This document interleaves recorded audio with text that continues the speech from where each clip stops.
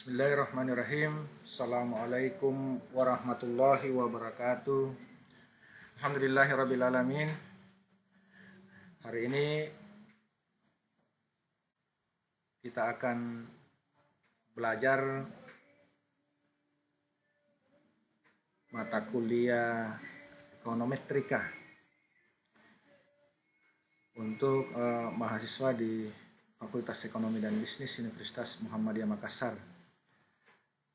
Sebelum kita memulai pertemuan kita dalam kuliah online ini, mari kita berdoa mudah-mudahan wabah virus corona yang sedang melanda negeri kita ini bisa cepat selesai sehingga nanti kita bisa kembali kuliah normal, bertemu di dalam kelas masing-masing. Walaupun tentu saja pembelajaran online ini juga pasti memiliki manfaat bagi kita semua. Adik-adik sekalian yang saya hormati, mata kuliah ekonometrika ini adalah mata kuliah alat gitu ya, bagi mahasiswa khususnya di jurusan ilmu ekonomi dan studi pembangunan atau jurusan ekonomi pembangunan. Mata kuliah ini memang memiliki prasyarat tentu saja. Yang pertama bahwa mahasiswa yang bisa mengikuti kuliah ini adalah mahasiswa yang sudah lulus matematika ekonomi, sudah lulus statistika, kemudian juga sudah pernah belajar dan lulus di mata kuliah teori ekonomi, baik itu makro maupun mikro. Mengapa harus itu semua? Karena mata kuliah ini menggabungkan 3 disiplin ilmu sekaligus, yaitu teori ekonomi, kemudian matematika, dan juga ilmu statistika.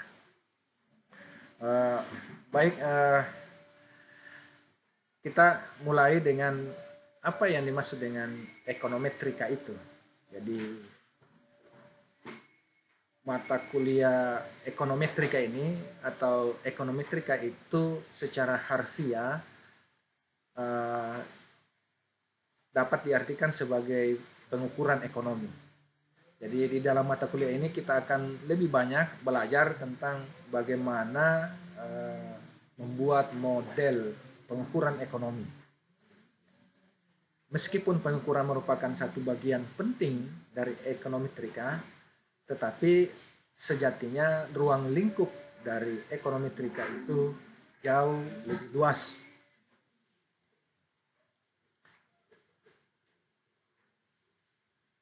Jadi ekonometrika itu merupakan hasil dari suatu pandangan khusus atas peranan ilmu ekonomi yang terdiri dari penerapan statistika matematik atas data ekonomi untuk memberikan dukungan empiris model yang disusun dengan ilmu ekonomi matematis dan untuk memperoleh hasil dalam bentuk angka atau disebut dengan numerical result.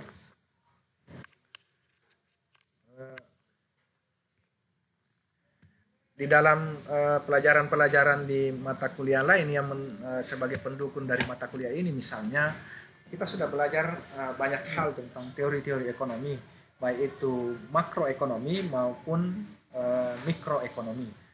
Di teori-teori tersebut hampir semua teori-teori yang dikemukakan itu bersifat abstrak. Abstrak dalam arti pernyataan-pernyataan yang disusun sebagai postulat yang perlu pembuktian secara kuantitatif, yang perlu dijabarkan lebih jauh untuk mendekati masalah-masalah yang dihadapi dalam perekonomian. Nah, pendekatan-pendekatan itu kemudian bagi kita orang ilmu ekonomi lebih banyak menggunakan model-model statistikal, model-model matematis untuk memprediksi atau untuk mendekati masalah ekonomi, tidak hanya untuk masa sekarang tetapi juga untuk kepentingan peramalan di masa yang akan datang. Sehingga dikatakan bahwa ekonometrika itu menerapkan statistika matematik menggunakan data-data ekonomi. Data-data ekonomi tentu saja banyak. Tujuannya adalah untuk memberikan dukungan empiris. Dukungan empiris adalah dukungan faktual berdasarkan data yang ada dalam satu pemodelan yang disusun dengan ilmu ekonomi. Teori-teori ekonomi kemudian dilanjutkan dengan membuat pemodelan secara statistika matematik, kemudian digunakan untuk memperoleh hasil dalam bentuk angka-angka yang bisa digunakan untuk mendekati permasalahan-permasalahan ekonomi yang ada. Kita lanjut beberapa definisi misalnya gitu ya.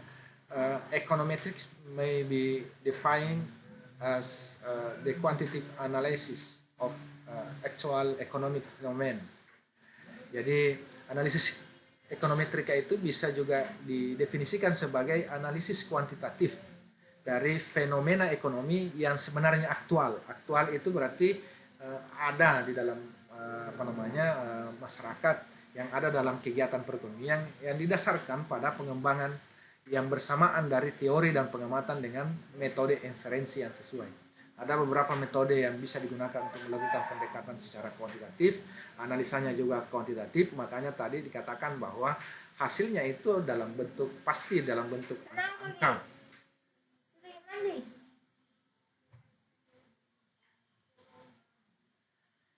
Ya, kita lanjut untuk melihat beberapa definisi tadi sudah dikemukakan.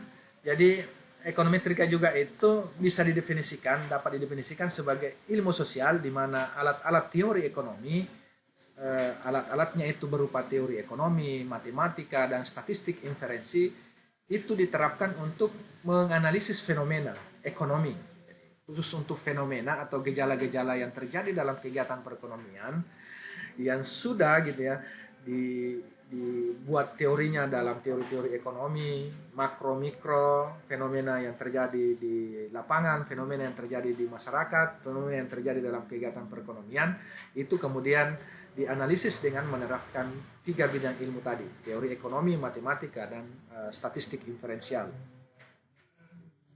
Definisi selanjutnya misalnya mengatakan bahwa ekonometrika berkenaan dengan penentuan empiris hukum ekonomi. Ada hukum-hukum ekonomi, dan saya yakin bahwa saudara-saudara semua, Anda semua sudah belajar tentang hukum-hukum ekonomi. Itulah yang perlu dibuktikan secara empiris. Tujuannya untuk melihat apakah hukum-hukum ekonomi itu masih seperti sedia kala ketika hukum itu dibuat, ataukah ada perkembangan atau ada kemajuan. Dan ekonometrika akan menjadi alat untuk melakukan pembuktian, untuk melakukan penentuan secara empiris hukum-hukum tersebut. Nah, di sini bagaimana disiplin ekonomi ini itu ya bisa digunakan gitu ya. Ekonometrika itu mendekati. Kita paham bahwa hampir semua teori-teori ekonomi, bukan hampir semua, tetapi memang teori ekonomi itu dibuat dalam bentuk pernyataan. Pernyataan berarti dia bersifat kualitatif. Pernyataan-pernyataan itu masih bersifat hipotetik.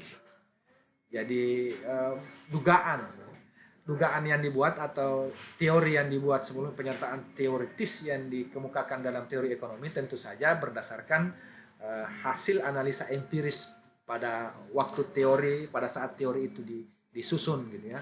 Pasti sudah dilakukan pengujian-pengujian, kemudian ditemukan menjadi satu teori. Nah, pernyataan-pernyataan yang sampai gitu ya, yang kita pelajari itu sifatnya bersifat hipotetik. Karena dia hipotesis, maka dia dugaan.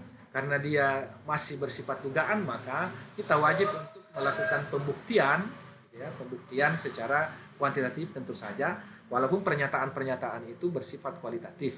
Nah, ekonometrika harus membuat pemodelan tentu saja pemodelan kuantitatif untuk membuat dukungan-dukungan empiris dari pernyataan-pernyataan teori ekonomi yang bersifat kualitatif tersebut.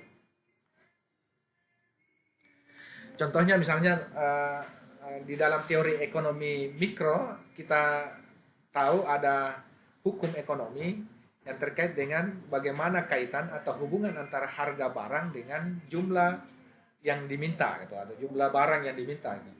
Harga barang dengan jumlah permintaan. Di dalam teori ekonomi misalnya dinyatakan bahwa harga suatu barang itu punya hubungan yang tidak searah dengan jumlah permintaan. Ketika harga barang naik, maka jumlah permintaan akan turun. Ketika harga barang turun, maka jumlah permintaan barang akan naik. Posisi keseimbangan bisa diperoleh ketika kekuatan tarik menarik harga dengan permintaan itu berada pada titik kesepakatan atau keseimbangan. Nah, bagi orang ahli ekonometrika, hal ini merupakan pekerjaan untuk memberikan dugaan dalam bentuk angka-angka. Dengan kata lain, dari teori ekonomi mikro, hubungan antara harga dengan jumlah barang yang diminta, itu kemudian dianalisa untuk memberikan dukungan empiris, untuk memberikan isi empiris kepada sebagian besar teori ekonomi yang ada itu. Berapa pergerakan harga barang itu menentukan jumlah permintaan. Ataukah kalau punya hubungan, punya pengaruh, ya, maka pengaruhnya signifikan atau tidak berdasarkan uji empiris dari data-data yang dikumpulkan tersebut, gitu, dan seterusnya. Teori dasarnya sudah ada, harga barang itu punya hubungan kebalikan dengan jumlah permintaan. Ketika harga barang naik, maka jumlah permintaan diestimasi turun, walaupun tidak selamanya seperti itu. Nah, ekonometrika mendekati itu tentu saja. Kemudian di sini ekonomi matematis. Ekonomi matematis itu digunakan dalam ekonometrika ini sebagai alat untuk melakukan pembuktian empiris dengan persamaan matematis yang diajukan oleh ahli ekonomi, sehingga perlu pengujian empiris. Pengubahan persamaan matematis ke dalam persamaan ekonometrika itu memerlukan tentu saja kecerdasan, memerlukan kecerdikan dalam kecakapan yang bersifat praktis. Menyusun sebuah model yang bersumber dari pernyataan teori secara kualitatif, gitu ya, tentu saja membutuhkan kemampuan khusus, dan itu menjadi pekerjaan tentu saja bagi ahli ekonometrika untuk membuat itu lebih praktis dan bisa didekati dengan kuantitatif. Nah, kemudian statistik ekonomi, gitu. Jadi statistik ekonomi juga dibutuhkan. Tadi matematik, kemudian statistik ekonomi ini terkait dengan bagaimana pengumpulan data dilakukan, dengan jalan apa data itu bisa diperoleh, kemudian bagaimana pengolahannya, pemrosesan datanya, penyajian datanya seperti apa, gitu ya. Itu adalah ilmu statistika. Makanya tadi dikatakan bahwa ekonometrika itu menggabungkan 3 disiplin ilmu yang berbeda, disiplin ilmu teori ekonomi, kemudian matematika, kemudian statistika. Nah, seperti apa misalnya data-data yang berbentuk statistikal, misalnya data tentang pekerjaan, ya, data ketenaga kerjaan, data tentang pengangguran, data tentang harga, dan lain-lain, gitu. Banyak hal dalam variabel-variabel ekonomi yang bisa didekati dengan statistika, atau data-data yang dikumpulkan itu data-data statistik terkait dengan ketenaga kerjaan, terkait dengan pengangguran, terkait dengan harga, pertumbuhan ekonomi, kemiskinan, permintaan dan penawaran, dan seterusnya. Kemudian statistik matematika ini yang digunakan dalam perdagangan, gitu. Metode khusus yang terkait dengan sifat unik dari sebagian besar data ekonomi, yaitu bahwa data tidak dihasilkan sebagai hasil dari percobaan yang terkontrol, gitu. Jadi ini bersifat statistikal tentu saja. Nah, ekonometrika ini sebagai satu bidang ilmu ini memiliki cabang, gitu. Ekonometrika sebagai disiplin ilmu terbagi dari 2 kategori. Ada ekonometrika teoretik, jadi ada teori ekonometrika, itu berkaitan dengan metode untuk mengukur ekonomi yang dibentuk dengan model ekonomi. model itu apa namanya ya? Jadi abstraksi dari dunia nyata sesungguhnya. Model ekonomi itu adalah bagaimana meringkas satu kejadian-kejadian, teori-teori, pernyataan teori-teori itu kemudian dibuatkan model ekonominya seperti apa. Kemudian yang kedua, ekonometrika itu ada juga di samping ekonometrika teori, ada juga ekonometrika terapan. Ekonometrika terapan ini digunakan untuk studi empiris di area atau pada bidang ekonomi, pada lingkungan ekonomi dan bisnis seperti fungsi produksi, analisis sektor finansial, fungsi investasi, konsumsi, fungsi tabungan dan lain-lain. Itu menggunakan ekonometrika terapan. Jadi modelnya itu, model ekonominya itu menjadi bidang atau cabang dari ekonometrika teori. Kemudian bagaimana studi empirisnya itu menggunakan ekonometrika terapan. Pembuktian secara empiris tentu saja menggunakan ekonometrika terapan. Nah, kita lihat bagaimana keterkaitan antara dua cabang dari ekonometrika itu. Ekonometrika teori di satu sisi, kemudian ekonometrika terapan di sisi lain. Ekonometrika teori itu turunannya adalah ada teori yang bersifat klasikal, kemudian teori ekonomi seperti yang kita tahu ada teori Keynes atau Keynesian. Kemudian di terapan itu juga ada dua, ada klasik, teori klasik, kemudian ada teori Keynes gitu ya. Jadi paling tidak ini adalah cabang-cabangnya. Ekonometrika teori itu juga membahas teori klasik, kemudian bagaimana model ekonomi berdasarkan teori klasik, kemudian pemodelan ekonomi berdasarkan teori Keynes. Di ekonometrika terapan juga membuktikan secara empiris model-model ekonomi klasik, kemudian model ekonomi Keynes. Sekarang kita lihat bagaimana metodologi ekonometrika itu. Karena ekonometrika itu sebagai alat pengukuran ekonomi, tentu saja memiliki metodologi tertentu. Metodologi tertentunya itu, model-model ekonometrika itu dimulai dari pernyataan teori. Pernyataan teori sudah disampaikan tadi bahwa pernyataan itu tentu saja adalah pernyataan yang bersifat kualitatif. Teori-teori yang bersifat kualitatif. Dengan demikian, pernyataan-pernyataan teori itu dianggap sebagai pernyataan hipotesis, hipotetikal. Pernyataan yang menduga. Ada dugaan. Karena dugaan maka perlu pembuktian secara empiris. Tentu saja menggunakan data-data faktual yang pada bidang yang akan dianalisa. Nah, setelah pernyataan teori kita peroleh di tahapan pertama atau pernyataan hipotetikal, hipotesis, maka kemudian ekonometrika membuat spesifikasi modelnya, menyusun spesifikasi model. Nanti sebentar kita lihat seperti apa dari pernyataan teori, kemudian membuat spesifikasi modelnya, kemudian selanjutnya mengestimasi parameter dan menguji hipotesis. Kalau ini adalah teori ekonomi, kemudian spesifikasi modelnya ini adalah bagian dari ekonometrika teori, kemudian setelah itu estimasi parameter dan uji hipotesis ini sudah menggunakan fungsi-fungsi matematis, kemudian pembuktikannya kemudian menggunakan uji empirisnya menggunakan statistikal. Nah, pada saat melakukan estimasi dan uji hipotesis, kalau uji hipotesisnya tidak terbukti, maka kembali ke membuat spesifikasi model. Kalau iya, maka menghasilkan pernyataan teori yang baru atau hipotesis yang baru yang tentu saja memungkinkan untuk dilakukan pengujian pada waktu berikutnya atau masa yang akan datang oleh tentu saja peneliti atau pengkaji berikutnya.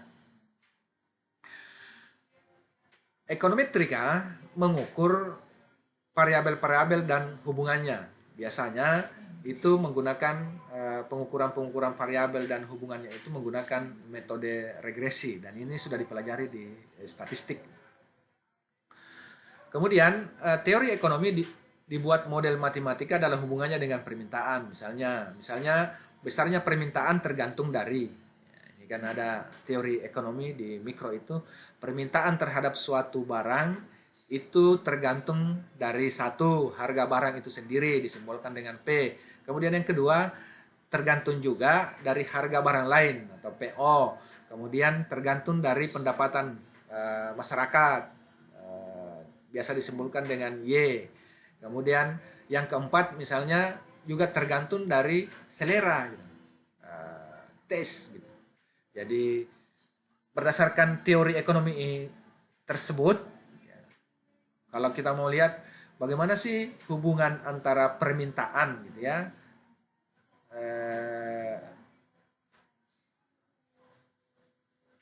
yang tergantung dari harga barang, gitu ya, bagaimana fungsi pengaruh harga barang yang bersangkutan, harga barang lain, pendapatan dan selera itu terhadap jumlah barang yang diminta. Nah, ini adalah, kalau kita lihat ini adalah pernyataan yang bersifat teoritik, pernyataan kualitatif, dan ini yang ada di dalam teori ekonomi yang kita pelajari, bahwa permintaan barang itu sangat tergantung pada keempat hal ini.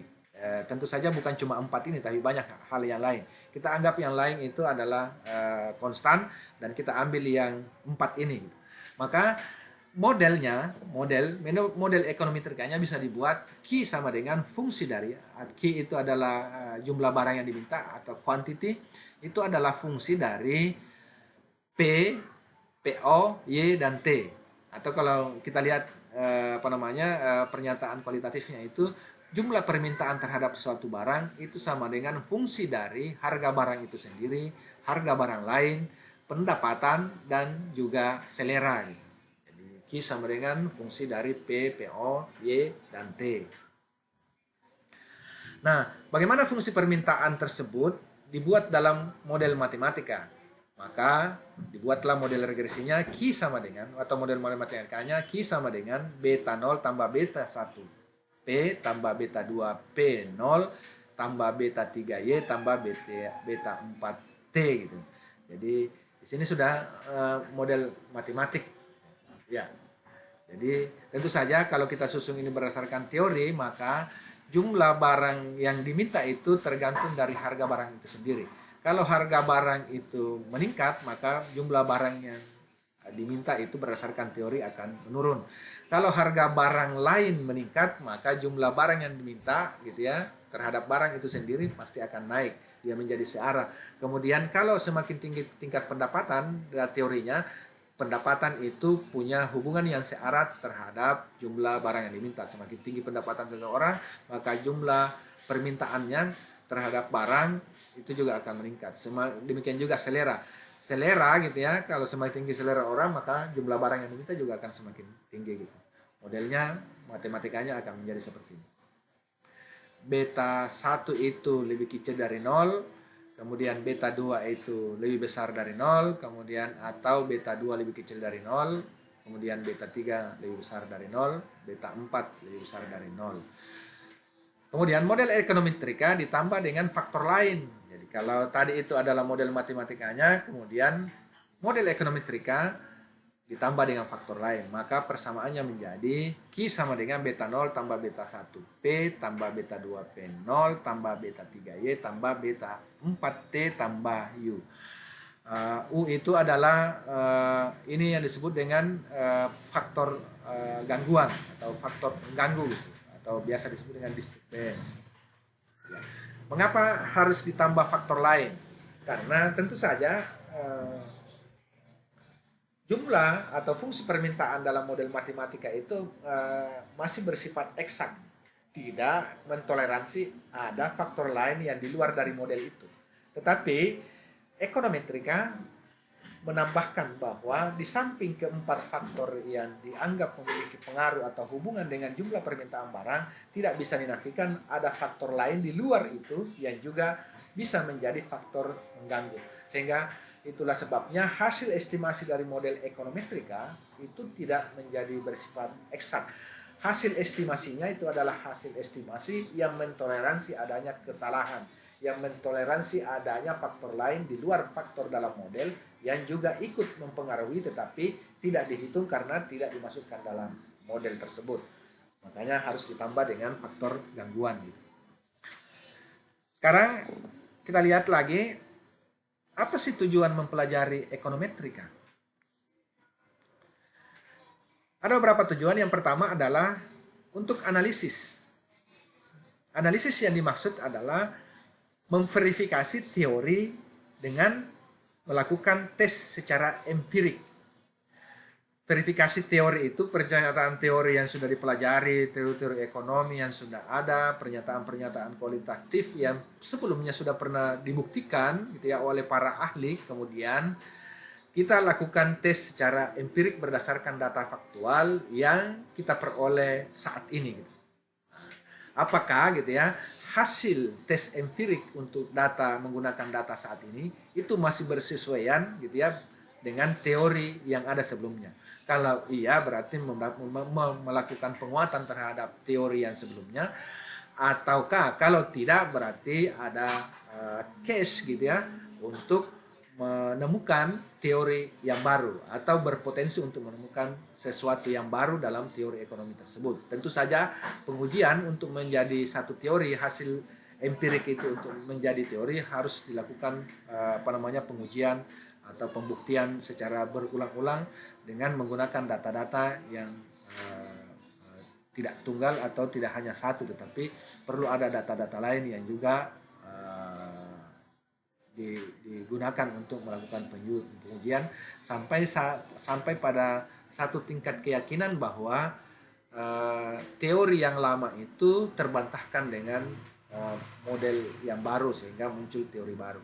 Disinilah memungkinkan, analisis ini memungkinkan berkembangnya teori-teori ekonomi berdasarkan kondisi kekinian gitu. Itu tujuan yang pertama. Kemudian tujuan yang kedua, dan ini yang banyak dilakukan, adalah untuk pengambilan kebijakan, policy making,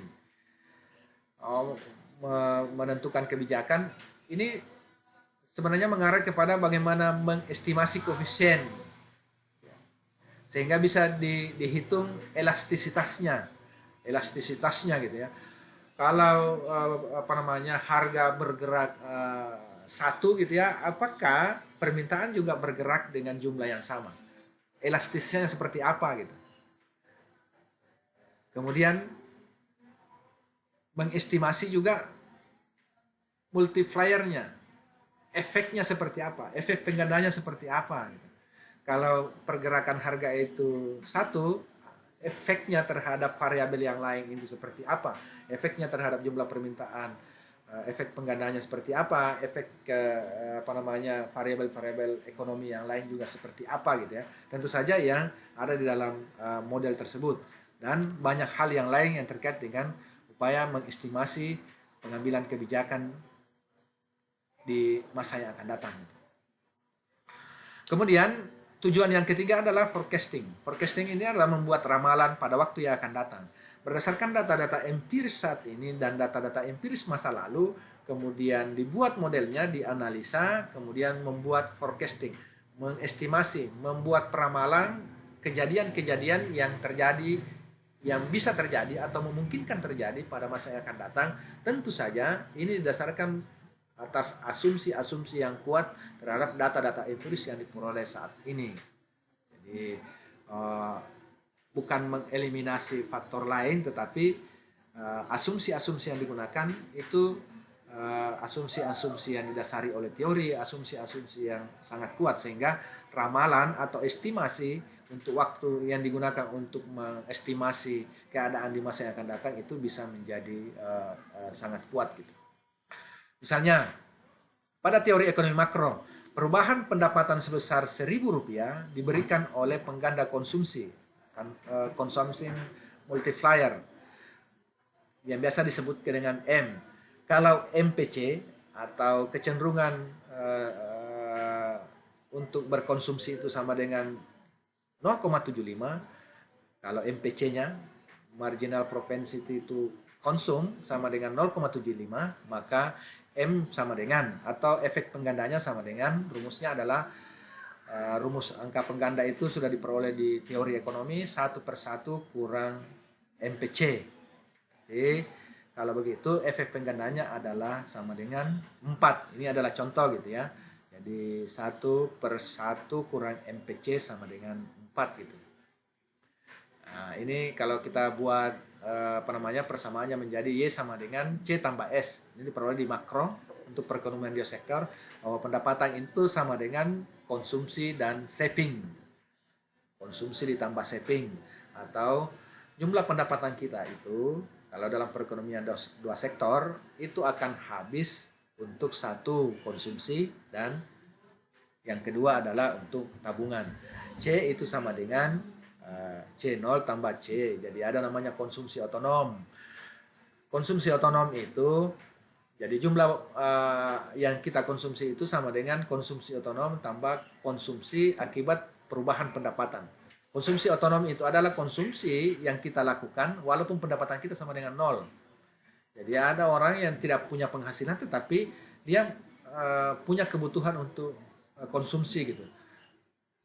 Kebutuhan makan, kebutuhan minum, kebutuhan pakaian, kebutuhan yang lain-lain itu yang disebut dengan kebutuhan primer. Misalnya Anda semua sebagai mahasiswa belum memiliki pendapatan, tetapi Anda butuh untuk melakukan konsumsi yang saudara habiskan gitu ya dari pendapatan yang di-share oleh orang tua Anda untuk itu yang disebut dengan konsumsi otonom. Di mana Y sama dengan konsumsi. Kalau begitu, kalau kita turunkan maka pendapatan itu sama dengan konsumsi otonom tambah konsumsi akibat perubahan pendapatan dan ditambah dengan saving. Kalau diturunkan lagi Y kurang CY gitu ya.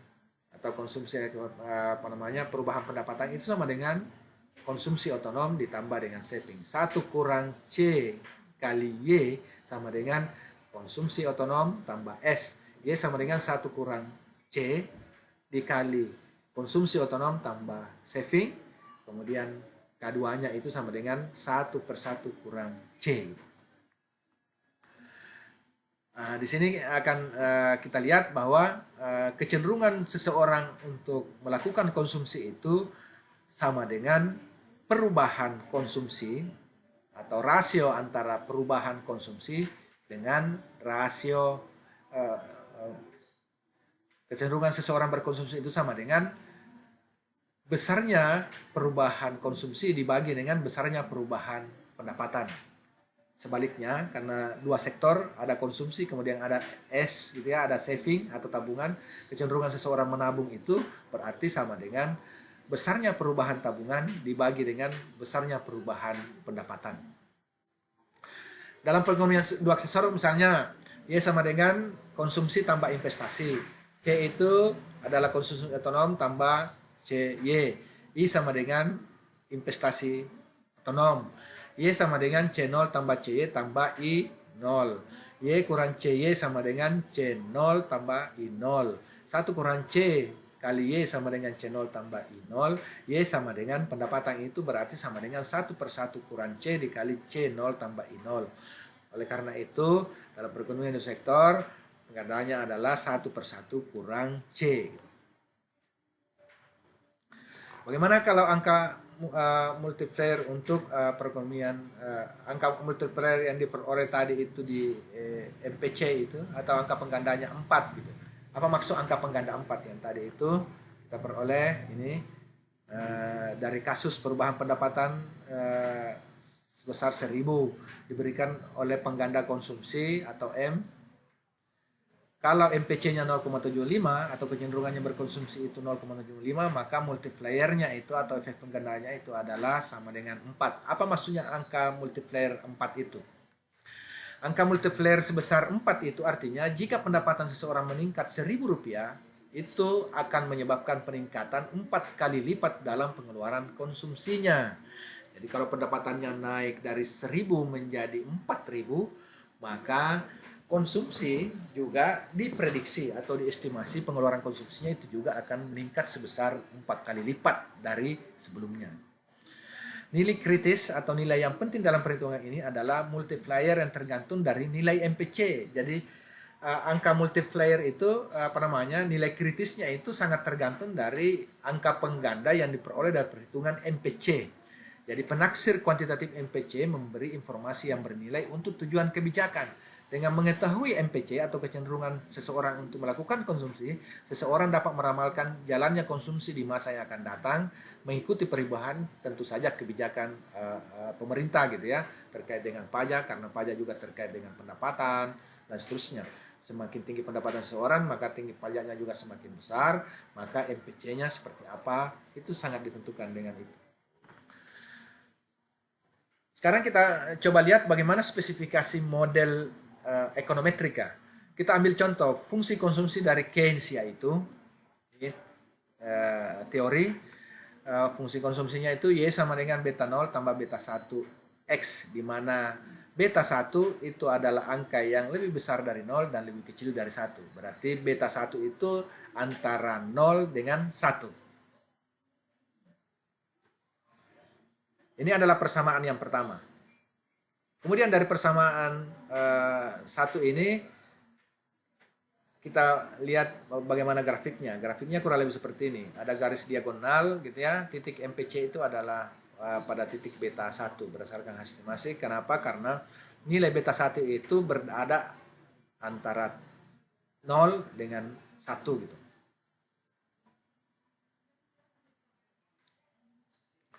Di mana Y itu adalah pengeluaran konsumsi, kemudian X itu adalah pendapatan. Beta 0 dan beta 1 itu adalah parameter dari model, yaitu konstanta atau intercept dan slope coefficient. Apa yang dimaksud dengan konstanta? Beta 0 ini melambangkan konstanta. Konstanta itu maksudnya adalah nilai Y gitu ya, atau nilai jumlah pengeluaran konsumsi kalau gitu ya, X sama dengan 0 kalau tidak ada pendapatan. Jadi kurang lebih beta 0 ini adalah konsumsi otonom gitu ya. Jadi pendapatan gitu ya. Nilai gitu ya. Pendapatan kalau pendapatan sama dengan 0. Dari sini kemudian bisa dibuatkan grafik Y sama dengan A tambah BX gitu ya. Ini adalah nilai A-nya gitu ya. Titik dari 0 sampai 1. Kemudian ini kemungkinannya gitu ya, perubahannya akan terjadi seperti ini, delta Y sama dengan delta X sama dengan B gitu.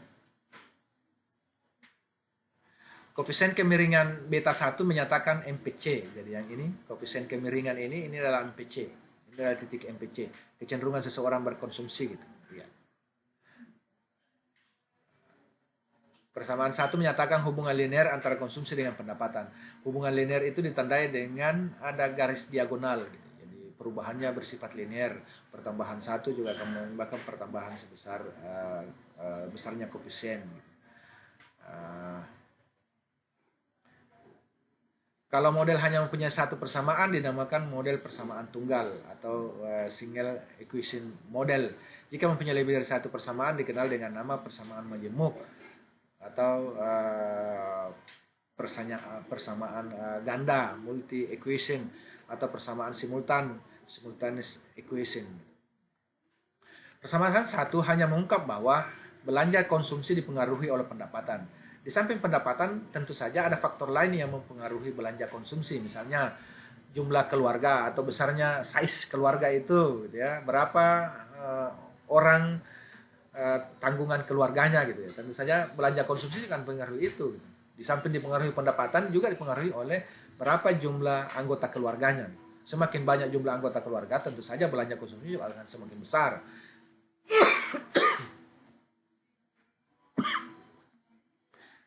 Kemudian juga umur anggota keluarga. Jadi kecenderungan kita berkonsumsi atau besarnya belanja konsumsi yang dihabiskan oleh keluarga di samping ditentukan oleh pendapatan, ditentukan oleh jumlah anggota keluarga, juga ditentukan oleh umur anggota keluarga. Jadi semakin besar atau bertambah umur seseorang, maka biasanya tingkat konsumsi juga akan semakin besar. Ya, dari anak-anak dia hanya butuh susu susu dan seterusnya, ketika besar sudah banyak yang lain kebutuhannya. Dan ini mungkin gitu ya, dianggap mungkin mempunyai pengaruh atas pengeluaran konsumsi. Oleh sebab itu model pertama di atas harus dibuat menjadi Y sama dengan beta 0 tambah beta 1 X tambah UI gitu. tadi dikatakan bahwa model ekonometrika itu selalu menambahkan faktor gangguan gitu. Faktor gangguan yang dimaksud adalah bahwa ada beberapa variabel lain yang kuat diduga juga ikut mempengaruhi variabel terikat gitu ya. Tetapi gitu ya tidak dimasukkan di dalam model gitu. Kalau ini hanya model tunggal karena tingkat pendapatan itu tingkat konsumsi ditentukan oleh tingkat pendapatan misalnya gitu. Seterusnya jumlah belanja konsumsi Y itu dipengaruhi oleh jumlah pendapatan YX gitu.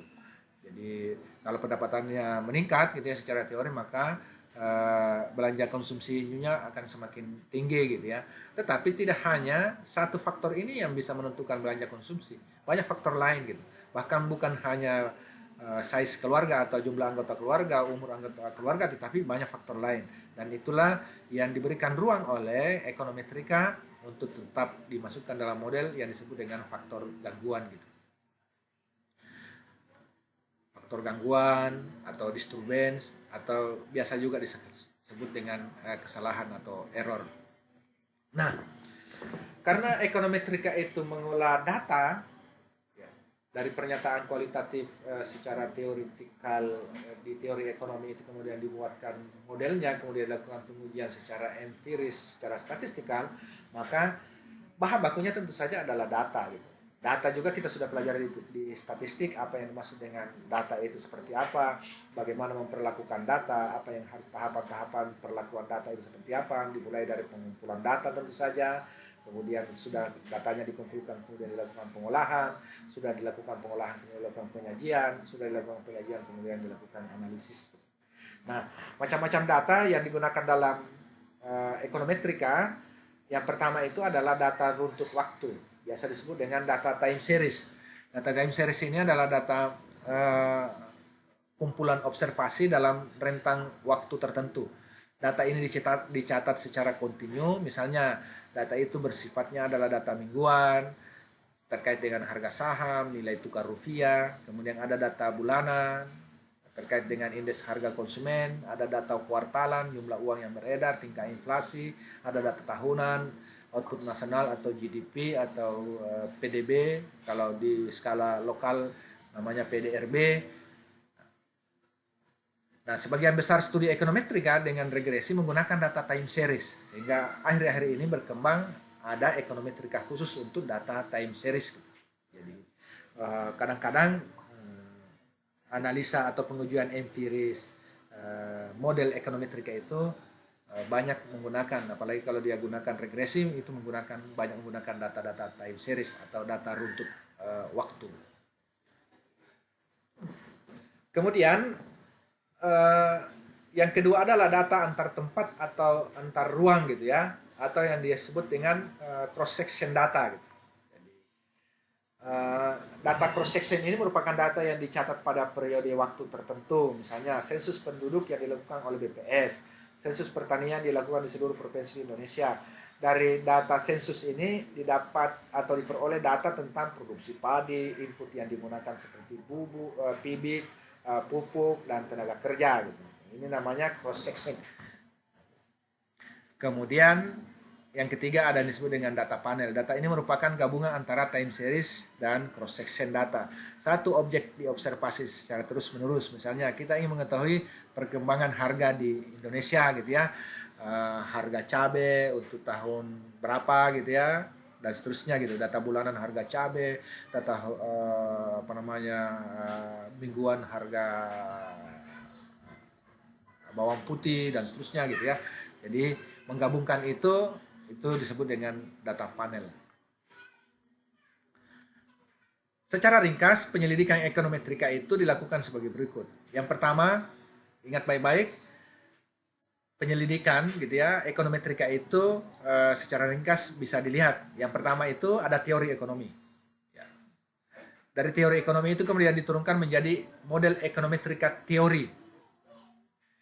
Setelah disusun model ekonometrika secara teoritisnya, kemudian dilakukan pengumpulan data. Dari pengumpulan data itu kemudian dilakukan penaksiran parameter. Jadi model itu sudah dilakukan penaksiran. penaksirannya itu menggunakan tentu saja statistik inferensial. Statistik inferensial itu lahir dari model matematik dan seterusnya gitu. Kemudian dari statistik inferensi itu tersebut kemudian bisa memungkinkan dua hasilnya gitu. Terima teori kalau data cocok dengan teori. Jadi kalau pembuktian empiris menunjukkan bahwa teori itu terbukti, maka teorinya diterima gitu. Kenapa diterima? Karena berdasarkan pengujian data yang ada itu cocok dengan teori atau bersesuaian. Kalau seperti ini kemudian kalau dia bersesuaian dengan teori maka dilakukan peramalan.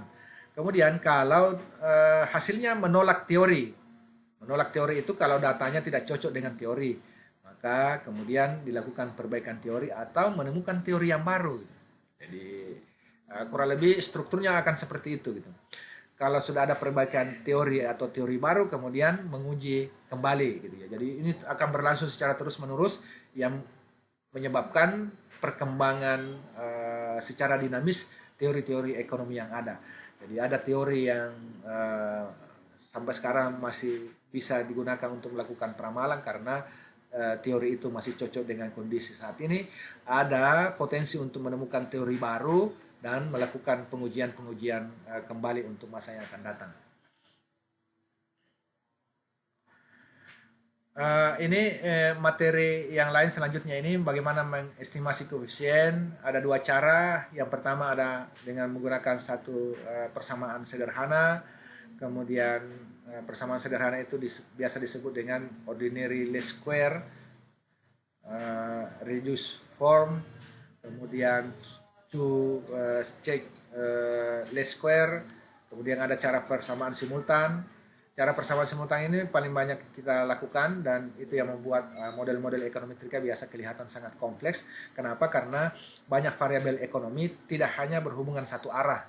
Dalam bahasa ekonometrika, satu variabel independen mempengaruhi variabel dependen dan selanjutnya variabel dependen itu sendiri mempengaruhi variabel independen. Jadi ada keterhubungan. Belum lagi kalau dibuat pemodelannya misalnya variabel dependen itu dipengaruhi oleh sekian banyak variabel dependen, kemudian ada lagi variabel antaranya, ada interveningnya dan seterusnya gitu ya. Jadi ini bisa akan sangat kompleks, tapi basicnya adalah bahwa persamaan-persamaan yang lahir dari teori kemudian dibuatkan model ekonometrikanya itu bisa dilakukan pengujian secara empiris berdasarkan data-data yang ada. Misalnya fungsi konsumsi dapat ditulis C sama dengan beta 0 atau konsumsi sama dengan beta 0 tambah beta 1Y, sedangkan pendapatan ditulis Y sama dengan C tambah I gitu ya. Kurang lebih seperti itu. Ini adalah persamaan yang sederhana gitu ya. Kemudian evaluasi atau cara mengestimasinya, yang pertama ada yang sesuai dengan teori. Kemudian yang kedua secara statistik baik. Ya, kriterianya bisa yang pertama ada a priori ekonomi, teori ekonomi, kemudian statistik, teori statistik, kemudian ekonometrika, teori ekonometrika. Jadi ini saling terkait. Kemudian kalau teori statistik itu sama dengan dan teori ekonometrika itu bersifat identik. Sifat-sifatnya dalam ekonometrika, satu memenuhi syarat, yang kedua model bisa menjelaskan keadaan yang sebenarnya, kemudian yang ketiga estimasi parameternya baik, kemudian yang kelima kemampuan untuk melakukan peramalan, kemudian yang kelima sederhana, prinsip parsimoni yaitu menggunakan variabel sekecil mungkin tetapi mendapat informasi yang sebanyak-banyaknya. Estimasi parameter yang baik yang dimaksud itu adalah dia tidak bias, unbiased. Kemudian yang kedua efisien dalam arti bahwa variansnya gitu ya minimum, ya, penyimpangannya gitu ya, minimum gitu ya. Kemudian yang ketiga tentu saja parameter yang baik itu adalah parameter yang konsisten gitu ya, diuji berulang-ulang tetapi hasilnya relatif sama.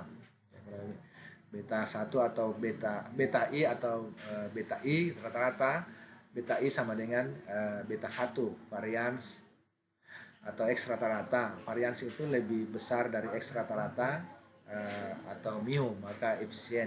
Jika N makin besar maka X rata-rata menuju mu. Mu itu adalah rata-rata populasi, kemudian X rata-rata itu adalah rata-rata sampel gitu ya. Jadi semakin besar populasi, maka jika semakin besar jumlah datanya gitu ya, maka makin besar pula kemampuan rata-rata sampel itu mendekati varian populasi.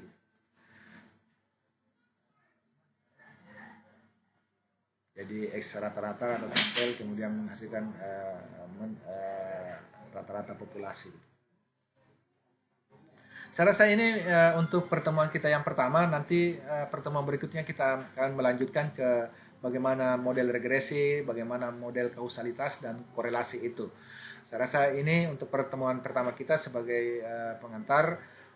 Mudah-mudahan bisa memberikan gambaran awal bagaimana ekonometrika atau bidang daripada ekonometrika tersebut. Yang jelas bahwa bidang ekonometrika ini bagi orang ilmu ekonomi, bagi Anda mahasiswa ilmu ekonomi tentu saja menjadi mata kuliah yang sangat penting, karena ini terkait dengan bagaimana kemampuan Anda membuat satu estimasi atau membuat pemodelan ekonomi berdasarkan teori-teori ekonomi yang ada, kemudian dilakukan pengujian secara empiris berdasarkan 3 disiplin ilmu. Jadi paling tidak di ekonometrika itu Anda harus bisa menguasai 3 bidang ilmu sekaligus. Yang pertama itu adalah bidang ekonomi, teori ekonomi, kemudian matematika dan juga statistik. Demikian, terima kasih atas perhatian saudara-saudara semua. Mari kita sekali lagi berdoa, mudah-mudahan ujian yang terjadi, kita bermunajat kepada Allah Subhanahu wa taala, mudah-mudahan ujian wabah virus corona ini cepat berlalu dan kita bisa melakukan kuliah normal kembali di kampus. Terima kasih. Kurang lebihnya mohon dimaafkan. Nasrun minallah wa fatun qarib wa basyiril mu'minin. Assalamualaikum warahmatullahi wabarakatuh.